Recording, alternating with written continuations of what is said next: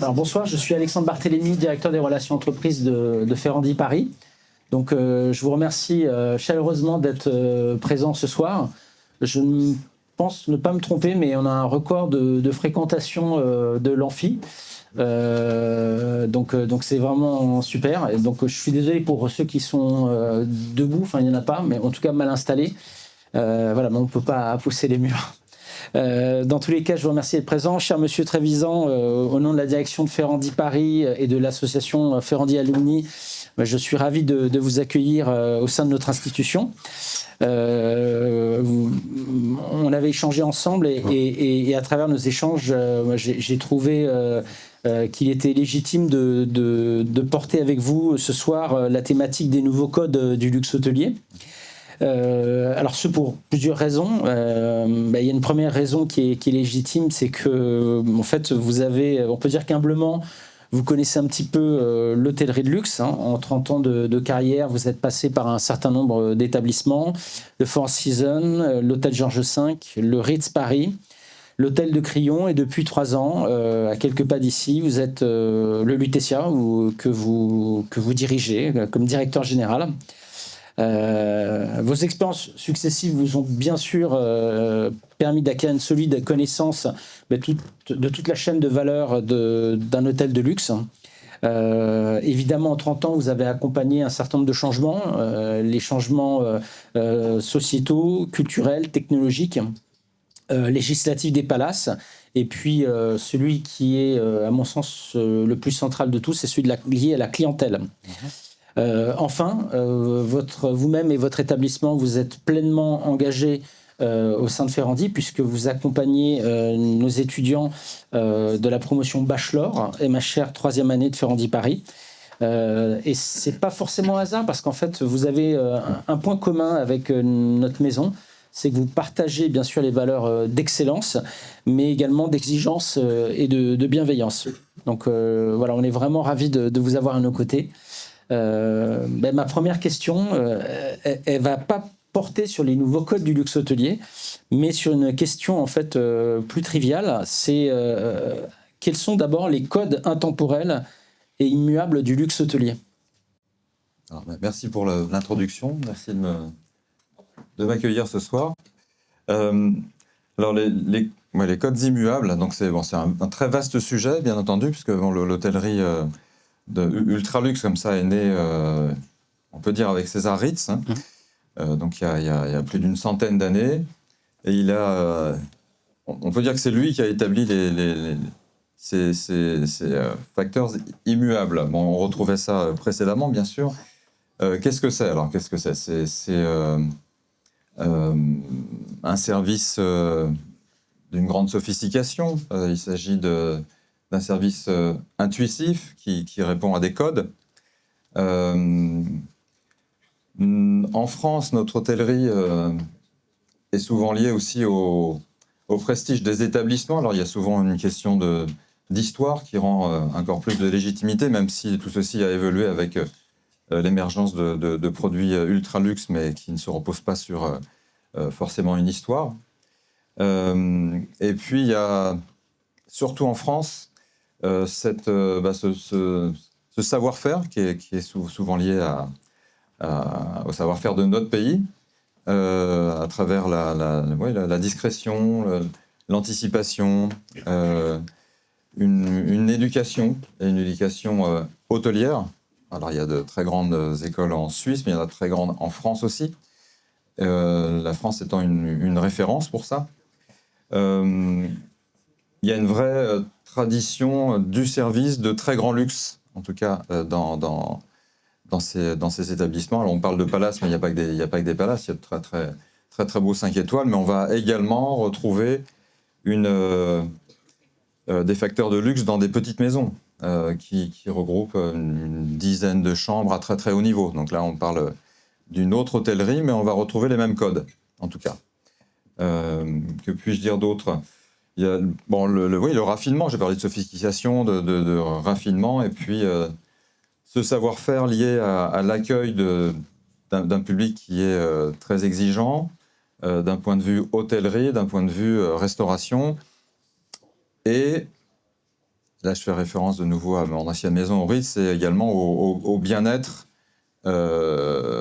puisque les premiers spas sont apparus il y a 25 ans, on va dire à peu près. Hein. Donc on peut parler maintenant, après 25 ans, de tradition, pratiquement. Hein. Donc voilà, ça passe à travers les gens et une qualité de produit. D'accord. Alors, vous l'avez dit tout à l'heure, hein, l'hôtellerie de luxe, elle a vu le jour au Royaume-Uni, vers 1820. Elle a connu un fort développement en Suisse, avec César Ritz, à la fin du 19e siècle. Mais à votre avis, en quelques mots, le luxe hôtelier français, en quoi se diffère-t-il des autres luxes ? L'exception française, hein, peut-être.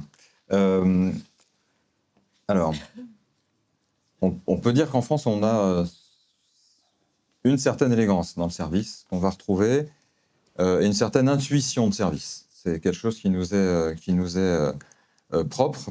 On va retrouver à l'étranger des hôtels de très très haut niveau avec un service impeccable.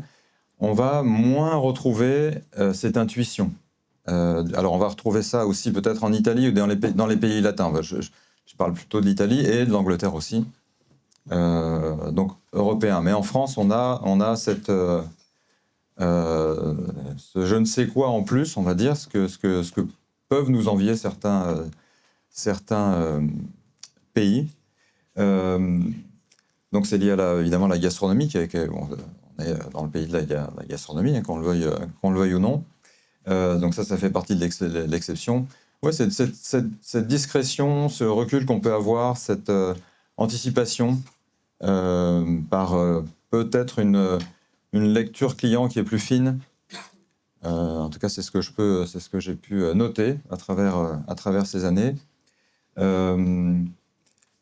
Donc, c'est le côté professionnel qui va ressortir. On a de très très bons professionnels en France depuis des années, et donc de très bonnes bases qui nous permettent de construire des professionnels solides.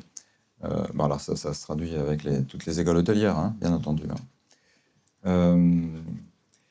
Et en France, on fait appel, on a cette chance de pouvoir faire appel à des savoir-faire patrimoniaux, des savoir-faire locaux qu'on va mettre en avant dans nos hôtels, dans les palaces, dans les grands hôtels, en France entière et à l'étranger, puisqu'il y a très souvent référence à la France pour tout ce qui touche au luxe dans les grands établissements dans le monde. Alors, peut-être un peu moins depuis une dizaine d'années, on voit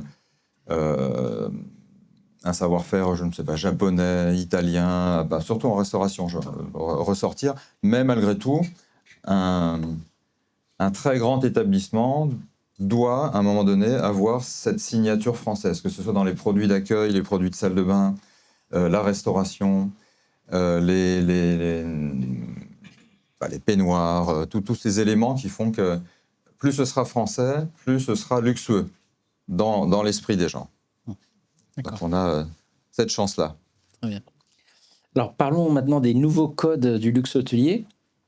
Donc s'il y a des nouveaux codes du luxe, c'est que bien sûr il y a de facto une évolution de l'environnement qui impacte l'hôtellerie de luxe et notamment des besoins attentes des clients. Donc je l'ai dit en introduction, vous avez humblement plus de 30 ans d'expérience dans l'hôtellerie. Quel changement vous notez par rapport à la clientèle ? Alors, il y a eu beaucoup de changements, bien sûr, ce qui est normal, et c'est tant mieux d'ailleurs. Ça permet à tous d'évoluer. Les changements sont arrivés par vagues. Enfin, en tout cas, par rapport à ma carrière, ce que j'ai pu vivre moi-même, avec dans les années 90, quelque chose d'assez, même 80, des éléments assez standardisés. Donc c'est là où les critères de qualité, les standards de service sont arrivés, américains.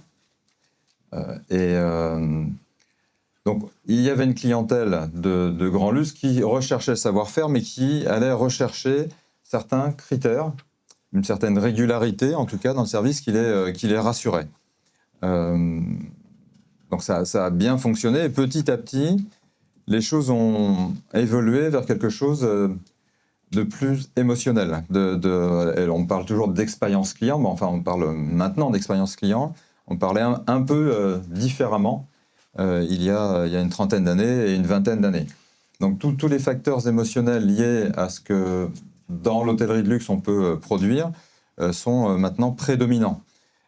Qu'est-ce qui a changé? Alors plus récemment, ce qui touche au RSE et ce qui touche à la sustainability en fait. Vraiment, il y a une clientèle qui va effectuer ses choix en tenant compte de ça, et ce qui est très bien parce que ça nous oblige, nous hôteliers, à avancer. Il y a le bien-être. Donc là, j'évoquais la naissance des premiers spas dans les hôtels et dans le monde. Donc maintenant, c'est quelque chose de central. Donc la sélection d'un hôtel de luxe se fait également sur ces facteurs de bien-être. Et un client va maintenant choisir un hôtel et une destination et un hôtel par rapport à cette expérience personnelle qu'il va souhaiter vivre. Quelque chose qu'il va vouloir traduire auprès de ses collègues, amis. Il veut vivre des choses exceptionnelles. Voilà. Et ça, c'est tout l'enjeu que l'on a aujourd'hui, c'est de savoir se renouveler tout en préservant ses basiques. Les basiques sont devenus de plus en plus importants. Alors, vous connaissez toutes et tous la pyramide de Maslow. Donc, on peut faire un parallèle et créer une pyramide de Maslow hôtelière.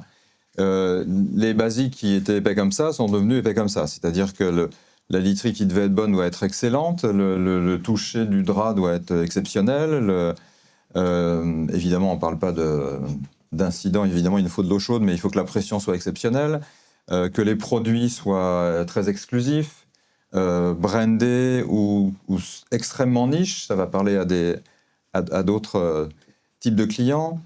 Un client, quand il rentre dans un établissement de très grand luxe maintenant, il doit se sentir spécial.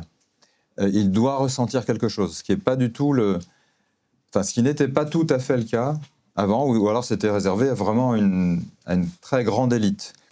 D'où le succès aussi de ces plus petits hôtels extrêmement luxueux qui vont faire en sorte qu'un client va se sentir particulier, comme vous. Parfois, ça vous arrive, j'imagine, vous rentrez dans un endroit, une boutique, un lieu, un musée, je ne sais, quel que soit le lieu, et vous vous sentez spécial. Vous allez vous dire, c'est exactement, vous ressentez une émotion, vous dites, c'est là que je veux être, c'est extraordinaire, je ressens quelque chose d'indéfinissable, et ça, c'est notre mission, c'est de faire ressentir ça à nos clients, à travers l'olfactif, à travers la vision, bien entendu. Il faut que ce soit beau, il faut que ce soit harmonieux, que ce soit doux, que l'éclairage soit parfait, que donc les parfums, le son, tous ces éléments-là, maintenant, sont des facteurs extrêmement importants. Il y en a qui ont très bien compris ça il y a 20 ans, en misant là-dessus, ce qui était nouveau à l'époque, mais tout ce qui est harmonie, équilibre, fait partie de l'hôtellerie, autant que dans une boutique de luxe. Alors, il y a un autre élément qui bouscule les codes, c'est l'environnement technologique. Donc, on voit bien le développement exponentiel de l'intelligence artificielle, du digital. Comment ça bouscule les codes hôteliers? Oui, ça remet pas mal de choses en question. Ouais. Dans les facteurs nouveaux, que je n'ai pas cités avant, il y a la rapidité, qui est liée aussi à ce développement technologique, puisque on est passé des courriers au téléx, au fax, au mail, et maintenant aux messageries, aux chatbox, etc. Donc il y a une évolution extrêmement rapide qui est liée donc ça crée de nouvelles attentes au niveau de notre clientèle. Donc on ne gère plus nos clients du tout de la même manière. Et cette haute technologie, elle est très présente depuis quelques années, mais ça va vraiment de plus en plus vite. Donc il y a l'intelligence artificielle qui est rentrée au Lutetia, en l'occurrence, déjà. On a un produit qui s'appelle QuickText qu'on vient de mettre en place qui nous permet de... Alors c'est un chatbox, mais qui va remplacer, décharger notre personnel sur des réponses assez basiques, sur la taille de la piscine, sur est-ce qu'il y a des bornes pour recharger ma voiture électrique, est-ce que le bar est ouvert à 15h, etc., etc. Donc là, cette intelligence artificielle, maintenant, est là et répond à ça et décharge nos collaborateurs qui vont passer plus de temps sur l'expérience client. Enregistrement, check-in en ligne, communication dans l'hôtel où, en ce moment même, là, si je prends mon smartphone, je vais voir quel client fait quoi, il est où, à quelle heure il est parti, à quelle heure il revient. Donc c'est exactement ce qu'ils font quand. Des groupes sur WhatsApp, tout simplement, qui sont créés pour chaque client s'il le souhaite, avec nos guest relations ou les majordomes. Donc voilà ce que ça a apporté. C'est énormément de rapidité. Il faut que ce soit instantané. Maintenant, un client qui envoie un message sur Doove, on a un logiciel là, qu'on a mis en place il y a quelques mois qui s'appelle Doove, donc, et qui permet de s'enregistrer, mais également il y a une messagerie. Ils n'attendent pas 5 minutes pour avoir une réponse, sinon il y a un problème. Donc ça, ce sont vraiment des nouvelles données. En fait, la technologie est partout dans la chambre, bien évidemment. Un client veut se connecter, il veut se connecter à Chromecast, il veut avoir une Apple TV dans sa chambre, il veut pouvoir, à partir de petits terminaux, dans ce qu'on a dans les chambres aussi, ce qu'on appelle des crestrons, pouvoir, sans bouger, régler sa lumière, mettre un DND, commander au room service sans même appeler, il va commander sur son écran de télé, ou simplement sur son terminal parce qu'ils peuvent commander sur leur smartphone aussi au room service. Et ça, c'est traduit en 40 langues. Donc, il n'y a plus de barrière au niveau de la langue. Un client chinois va pouvoir commander dans sa langue. Donc, ça a apporté énormément, mais ça a apporté plus d'exigence dans la rapidité. Alors, il y a un facteur qu'il est important de souligner, quelque chose qui est important de souligner, c'est qu'à travers ça, il ne faut pas perdre l'aspect humain. Et cet aspect humain, dans les palaces, on va le travailler à travers une très très haute personnalisation, un suivi qui nous est d'autant plus simple d'appliquer parce que les outils nous permettent, nous font logiquement, quand ils fonctionnent, gagner du temps. Donc il y a cette balance, mais attention à ne pas franchir cette limite. Le chatbox qu'on a mis en place au Lutetia avec QuickText, c'est le premier hôtel qui met ça en place dans les palaces, je parle, en France. Alors il y a eu quelques réticences dans un premier temps parce que c'est déshumaniser le contact, mais en fait pas du tout. Ça nous laisse d'autant plus de temps. Quand une personne appelle l'hôtel pour réserver un tea time, on a notre chatbox qui va répondre en même temps à 10 clients sur des questions basiques. Donc, ce qui veut dire qu'on va prendre plus de temps, qu'on va pouvoir effectuer un accompagnement davantage personnalisé. Voilà ce que ça peut nous apporter. D'accord. Alors, parlons un petit peu du Lutetia que vous dirigez. Alors, le Lutetia, pour rappel, a été fondé en 1910. Alors, il est membre de The Set Collection, qui comprend une vingtaine d'hôtels de luxe dans le monde. Et c'est le plus jeune des palaces parisiens. Vous en avez un petit peu parlé, mais qu'est-ce qui fait vraiment le positionnement, enfin, qu'est-ce qui différencie le Lutetia des autres palaces parisiens ? Alors, il y a de nombreuses choses. Bon, la localisation, déjà rive gauche, c'est le seul palace rive gauche de toute l'histoire même des hôtels ultra luxe. C'est la première fois parce que Le Lutetia, dans le passé, était un très bel hôtel, mais n'a jamais été à ce niveau-là. Donc c'est vraiment, vraiment nouveau pour la rive gauche, qui a de très beaux hôtels, hein, bien entendu. Hein.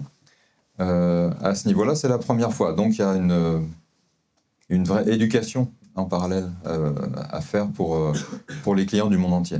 Alors son architecture, son histoire, donc l'architecture, c'est aussi... c'est peut-être une des plus belles façades, je ne dis pas ça parce que je dirige le Lutetia, mais c'est une des plus belles façades de Paris, c'est indéniable. Hein. Donc c'est de l'art nouveau. C'est le seul hôtel avec une façade art nouveau, donc c'est impressionnant le soir, où tout est souligné par l'éclairage, avec une extension art déco. Donc l'art nouveau, c'est 1910-1925. Après l'art déco qui arrive par la suite, on va retrouver donc les codes art déco. Ce qui différencie son histoire est très très riche, très liée à l'art. C'est certainement l'un des hôtels les plus artistiques de France. Alors il y en a quelques-uns qui surfent sur cette vague-là, comme peut-être un Negresco à Nice, qui est très très riche en art depuis le début, hein, depuis sa création, et le Lutetia en fait partie. Alors on parle des arts parce que c'est la littérature, l'art contemporain, donc on y croisait Picasso à l'époque, ou Dali, plus tard Armand, César, mais également plus récemment le cinéma qui est très présent chez nous, à travers un David Lynch qui était habitué, ou en ce moment un Coppola donc, qui a sa suite dans la maison, ou James Cameron pour qui c'est sa nouvelle maison, donc on est très lié au monde cinématographique. À la musique.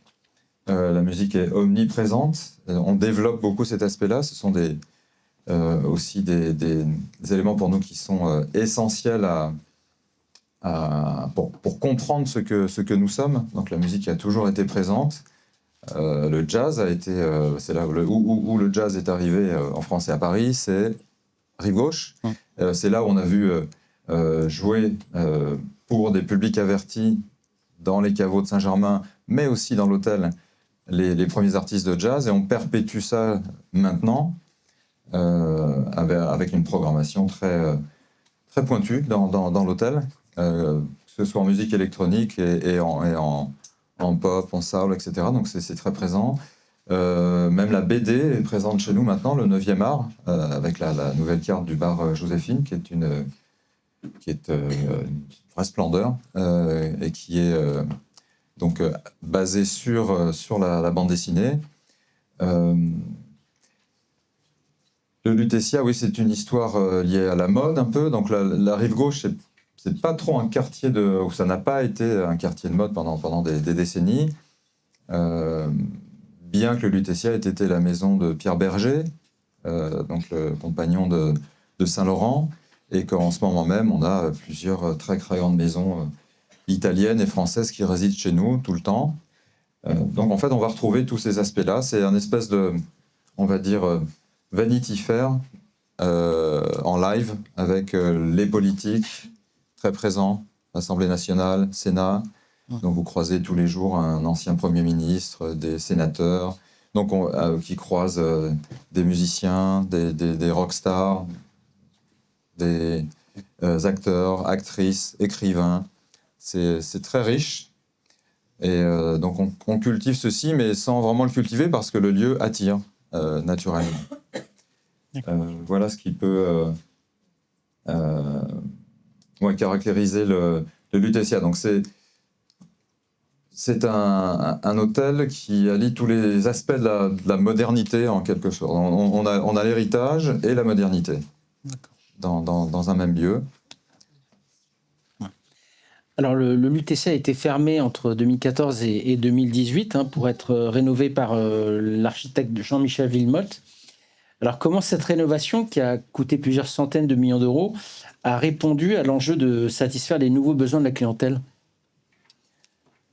Alors, ça a répondu à pas mal de besoins. Donc, bon, Monsieur Villemotte a réussi un tour de force, dans le sens où il a réintroduit les premières valeurs architecturales de l'hôtel, qui, année après année, s'est un peu obscurci. Bon, c'était une tendance à l'époque. Donc il a réintroduit la lumière. Il a réintroduit la légèreté. Il a joué avec les codes de l'art déco, mis une vraie signature. En tout cas, on va retrouver les codes Villemot pour ceux qui le connaissent. Il faut regarder, c'est quand même très intéressant. Donc on va vraiment voir sa patte partout, et c'est toujours très très juste. Et tout ceci correspond à ce que une clientèle sophistiquée, fortunée, ça correspond à ce qu'elle souhaite voir dans les lieux où elle voyage. Pourquoi ? Simplement parce qu'ils ont aussi bien, sinon mieux chez eux. Et ça, c'est quelque chose que je répète souvent à mes collaborateurs pour qu'ils se rendent compte. Quand ils viennent chez nous, c'est très très beau, il y a des œuvres d'art partout, c'est très luxueux, les draps sont magnifiques, les salles de bain en marbre de Carrare sont extraordinaires, mais nos clients ont encore mieux. Ils ont leur cuisinier chez eux, ils ont leur personnel de maison pour certains, c'est juste normal.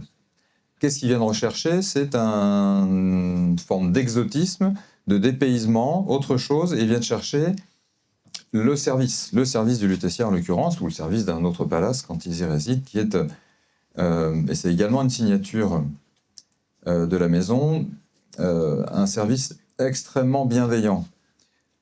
C'est aussi nouveau ça, dans l'hôtellerie, en tout cas française. Ça fait partie des évolutions que je n'ai pas citées tout à l'heure. L'hôtellerie a vraiment, depuis une vingtaine d'années, en France, à Paris particulièrement, évolué vers quelque chose de plus accessible, de plus humble. Bienveillant est un mot approprié, je pense. Hein. On a toujours eu une réputation, malheureusement, qui peut perdurer d'ailleurs, ce qui est moins problématique maintenant parce que c'est moins vrai, où les Français sont un peu sur la réserve, pas toujours aimables. Et ça a changé. Donc, et on va retrouver ça au Lutetia. On est on est félicité régulièrement. Et c'est une qualité qui est mise en avant par énormément de clients. Ce qui nous vaut d'être, en termes de réputation. Alors, comment est-ce qu'on mesure la réputation comment est-ce qu'on arrive à savoir si nos clients s'y retrouvent ? C'est la réputation en ligne, tout simplement. Parce que là, il n'y a aucun filtre. Les clients parlent. Il ne s'agit pas forcément de questionnaires clients qu'on envoie après le départ, mais on parle de clients qui échangent avec nous, mais qui échangent également avec leurs amis à travers les réseaux. Donc, dans les hôtels, dans les palaces, mais dans toute catégorie d'hôtels, il y a un moyen maintenant de lire et d'obtenir ces informations qui sont publiques. Hein, dès l'instant où c'est publié sur ou Google ou TripAdvisor ou dans les OTA, donc comme un Booking ou un Expedia, etc. Donc les clients échangent avec leurs agents de voyage publiquement. Toutes ces données sont récupérées et sont analysées, filtrées et basées sur un COMP7. Nous, on se base donc sur le COMP7 Palace parisien, tout simplement. Il y a un classement qui s'établit de ce que les clients nous livrent ou livrent à leurs agents de voyage ou livrent à leurs amis. Et donc ce classement nous permet de voir si on répond aux besoins des clients. Donc le Lutetia, dans ce classement, en 3 années, est passé de la 11e place sur 12 à la première place, en l'espace de 2 ans et demi. Donc ça veut dire qu'on fait bien notre travail. Humainement, émotionnellement. À côté de ça, il y a les standards de qualité qui sont des standards plus techniques qu'il est essentiel de respecter aussi. Alors, j'avais une question par rapport à la clientèle internationale. C'est une question que je n'avais pas programmée, mais vous allez certainement pouvoir y répondre parce que vous connaissez bien vos clients. On a une nouvelle génération de riches. Concrètement, ce sont des influenceurs, parfois des crypto-millionnaires. Et on sait tous, souvent de la génération Y ou Z, qui n'ont pas les codes classiques, notamment vestimentaires. on peut avoir l'image du millionnaire qui va rentrer en tongs, claquettes. Est-ce que ce genre de clients qui, parce qu'ils ont de l'argent, fréquentent ou pas vos établissements, n'auraient pas tendance un peu justement à casser les codes du luxe et quelque part à peut-être effrayer une clientèle qui est un peu plus classique? Alors, pas vraiment, parce que ceci a évolué aussi. Hein. On n'exige plus de veste dans un restaurant, encore moins de cravate, bien entendu. Il est vrai qu'il y a eu un passage où c'était très délicat. Bon, moi, je l'ai vécu dans mes précédents hôtels, où il fallait vraiment lire, deviner et ressentir les clients qui ne correspondaient pas forcément, qui n'avaient pas le grooming ou l'attitude. Et donc, les choses ont vraiment évolué depuis une dizaine d'années de façon très importante. C'est quelque chose qu'on intègre très bien maintenant. Alors, il y a des limites évidemment à ne pas dépasser, mais on va le faire avec beaucoup de bienveillance, on fait passer les messages. Cela dit, on est obligé de s'adapter. Et en fonction des nationalités, les codes de luxe ne sont pas les mêmes. Et ça, c'est à nous de nous adapter. C'est pas à notre clientèle de s'adapter à nous. Donc, que ce soit des clients du Moyen-Orient, que ce soit des clients d'Asie, européens, américains, ils ont tous une approche différente. Parfois, qui peuvent déstabiliser. Donc, les clients chinois, effectivement, bon, là, on en a moins maintenant, mais ils vont revenir. Quand on les a vus arriver en masse sur l'Europe et dans les très grands hôtels, n'avaient pas les mêmes codes que nous. Donc l'hôtelier a dû s'adapter, tout simplement. Réagir et les satisfaire et reproduire leurs basiques, que ce soit d'un point de vue gastronomique, par exemple, hein, ou même s'ils viennent découvrir la gastronomie française, quand ils sont en France, ils ont besoin de quelques repères. Et ça, dans un hôtel, dans un palace ou un hôtel ultra luxe, c'est une obligation de répondre à ça. Sinon, on ne répond pas à leurs demandes correctement. Et c'est à nous, vraiment, de construire ça et aussi de les attirer grâce à ça.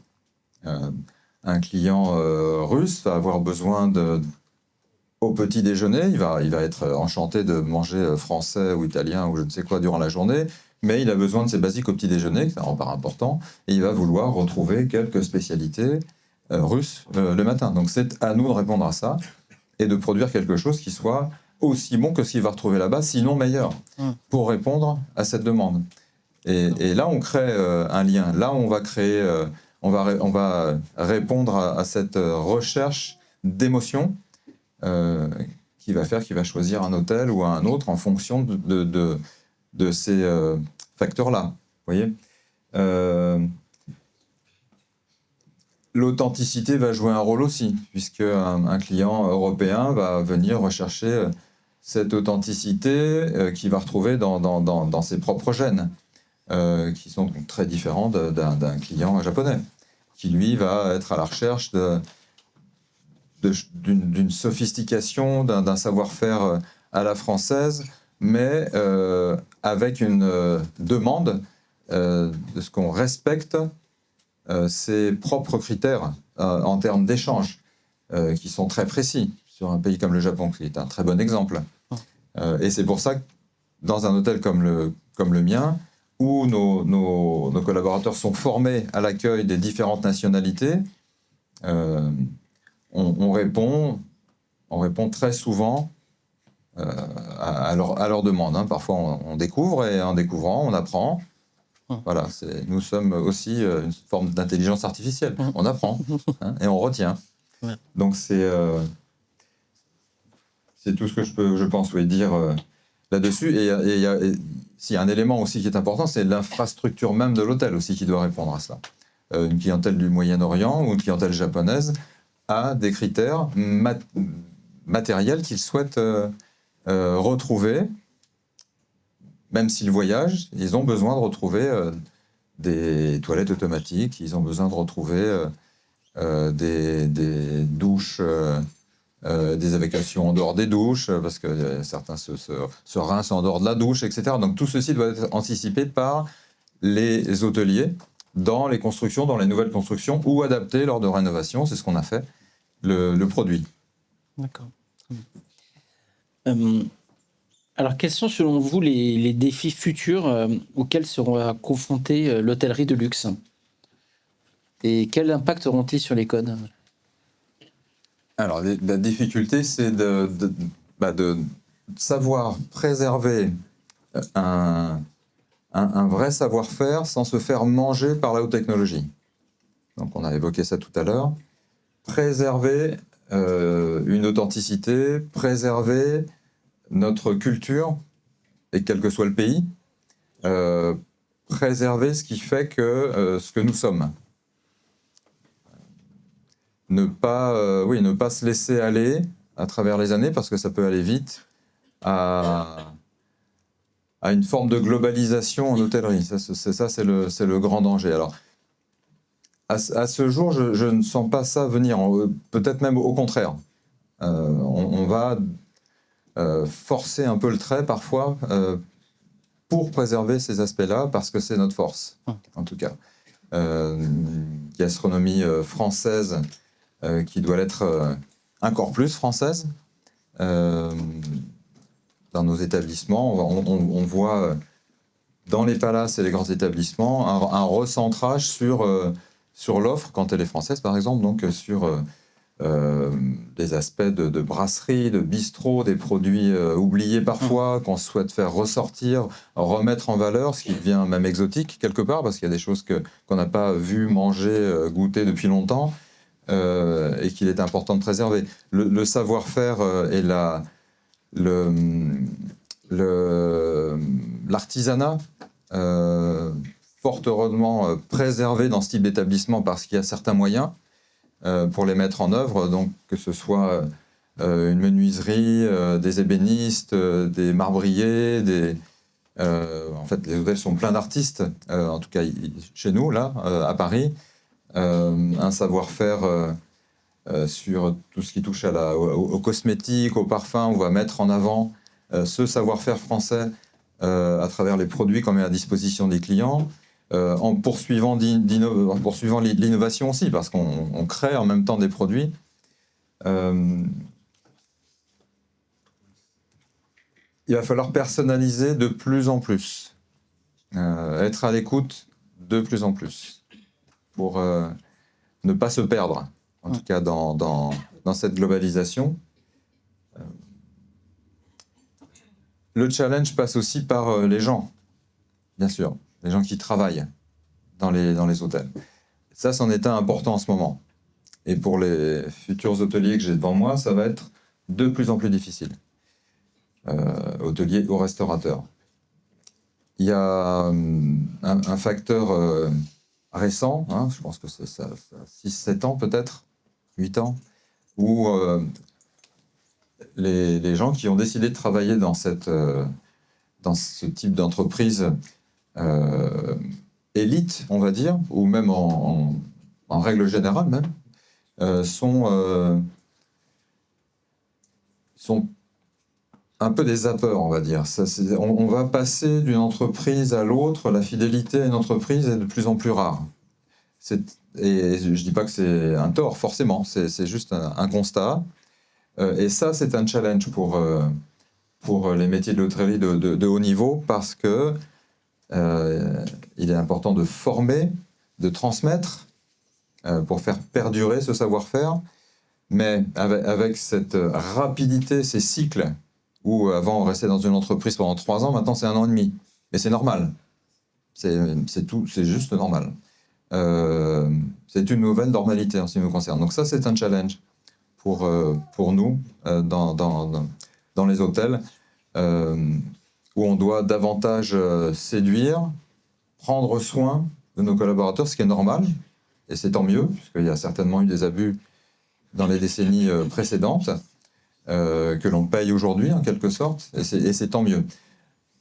Par contre, cette rapidité, cette remise en question de l'entreprise où on travaille, même si elle est bienveillante, même si elle est une bonne rémunératrice, où on a une bonne atmosphère, tout simplement parce que c'est un nouveau rythme, est assez déstabilisant et coûte très très cher aux entreprises, bien entendu, en formation et en recrutement. Donc on va voir comment ça va se dérouler dans les années à venir, mais c'est un facteur important. Donc la poursuite de la digitalisation est importante, donc en préservant l'aspect humain, comme je le signalais tout à l'heure. D'accord. Alors, avant de passer la parole à l'auditoire, j'ai une dernière question. On va s'écarter un peu des luxe hôteliers. Donc, vous êtes, je l'ai dit, vous êtes parrain de nos bachelors 3e année, donc que vous suivez régulièrement. Mais de façon générale, on a aussi ici des étudiants, bien sûr, du cycle IMHR, mais également des restaurateurs, des pâtissiers, enfin, toute la chaîne de hôtellerie-restauration. On a des diplômés également. Quel conseil souhaiteriez-vous donner d'abord aux étudiants qui souhaitent faire carrière dans l'hôtellerie de luxe et puis à d'autres qui seraient tentés de faire un petit pivotement? Bon, y a de nombreux conseils. Hein. Le premier, c'est faites ce métier parce que vous l'aimez. Si vous ne l'aimez pas, vous n'allez pas en tirer grand-chose, sinon des contraintes. Et des contraintes, un peu de stress, etc. Donc c'est dans ce métier-là, alors surtout dans les métiers dans l'hôtellerie de haut niveau, hein, c'est très très demandeur. Les métiers où on vise l'excellence, mais en règle générale, je dirais, hein, c'est dans toute industrie, ça peut être en parfumerie, ça peut être en automobile, ça peut être tout type d'industrie. L'excellence est maintenant le maître mot dans tout ce que l'on fait. Sans passion, il n'y a pas d'excellence. Donc, autant être passionné tant qu'à faire. Parce que, à travers cette passion, ça va juste couler de source, quoi. Ça va être normal et on va en tirer extrêmement, beaucoup de plaisir. Hein, en tout cas, c'est mon cas. C'est un métier qui demande énormément. Psychologiquement, physiquement, ça demande beaucoup de temps, ça demande un investissement personnel constant, mais c'est un métier qui rend énormément, extrêmement enrichissant, qui fait grandir et qui ouvre la porte à énormément de choses. Donc l'hôtellerie, oui, en règle générale, donne accès à beaucoup d'autres métiers, même après des années d'hôtellerie. Toutes les grandes marques de luxe recherchent les profils qui ont des profils hôteliers de haut niveau, par exemple. Pourquoi ? Parce que nous comprenons automatiquement, ou quasiment, le client, l'attente du client, l'anticipation, on a cette lecture, lecture personnelle de ce qu'un client dans un univers de luxe recherche. On a des codes qu'on apprend à l'école ou qu'on apprend sur le terrain, parce que le terrain peut, après l'école, évidemment, apporte énormément, hein, peut apporter, mais apporte énormément. On apprend son métier ensuite au contact et en faisant des erreurs. Donc, mon conseil, c'est si vous aimez ça, si vous êtes passionné par ce que vous faites, en pâtisserie, en cuisine, en métier d'accueil, on a des gens qui passent de la pâtisserie à majordome, qui passent de la réception à la restauration, qui passent du commercial ou marketing sur des métiers d'opération ou inversement, en s'instruisant et en grandissant avec l'entreprise. Mais à chaque fois, ça demande énormément. Contrairement à moi, parce que je suis un peu une exception, parce que je suis un Parisien indécrottable, mieux vaut bouger. Bon, je bouge beaucoup, hein, bien entendu, mais je suis toujours basé à Paris. Il faut bouger, il faut profiter de ce métier pour bouger, pour aller à l'étranger, pour s'enrichir, et évidemment maîtriser l'anglais parfaitement. Ça, c'est un basique et c'est pas encore quelque chose de systématique. Même en sortant de grandes écoles, on peut voir qu'il y a quelques freins, mais qui se corrigent très vite quand on part à l'étranger.